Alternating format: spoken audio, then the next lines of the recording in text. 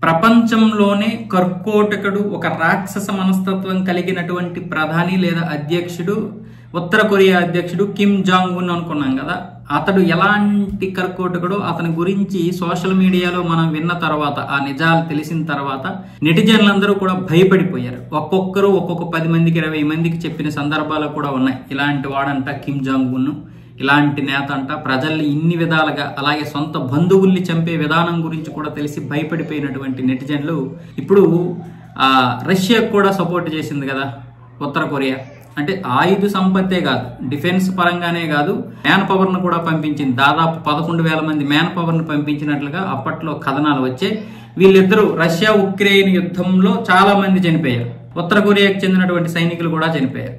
ఇప్పుడు ఈ యొక్క ఒప్పందానికి సంవత్సరమైన కాలంగా ఒక థియేటర్లో ఈ యొక్క ఫోటోలన్నీ కూడా విడుదల చేశారు. ఆ చనిపోయినప్పుడు కిమ్ జాంగ్ ఉన్ వాళ్ళ అంటే మృతదేహాలు, సైనికుల మృతదేహాల దగ్గర తలవాల్చి భావోద్వేగానికి గురైనటువంటి సందర్భంలో అటు ఉత్తర కొరియా ఇటు రష్యాకి సంబంధించినటువంటి అధికారులు కూడా ఆ థియేటర్లోనైతే కన్నీరు కార్చారు. ఇలాంటి సందర్భాలను ఇప్పుడు గుర్తు చేసుకుంటూ ఇప్పుడు మనం మన యొక్క అధినేత కోసం ఇంకా పోరాడాలి అన్న విధంగా అయితే ఉత్తర కొరియా సైనికులు అయితే చెబుతున్నారు.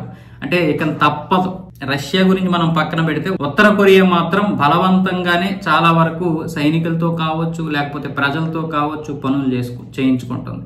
అక్కడ ఏదైనా సరే కిమ్ జాంగ్ ఉన్ చెప్పిందే వేదం, ఆయన చెప్పిందే మంత్రం. ఇంకా ఆ మాటకి తిరుగులేదు. ఎవడైనా సరే అతడు ఏడిచ్చినప్పుడు మిగతా వాళ్ళు ఏడవాలి, అధికారులు కావచ్చు, సామాన్య ప్రజలు కావచ్చు. అతడు నవ్వినప్పుడు మిగతా వాళ్ళు నవ్వాలి, అది ఎవరైనా సరే. ఇలాంటి మనస్తత్వం కలిగినటువంటి వ్యక్తి సైనిక మృతదేహాల వద్ద ఏడవడం అనేది నిజంగా ప్రపంచాన్ని ఆశ్చర్యపరిచినటువంటి విషయమనే చెప్పాలి.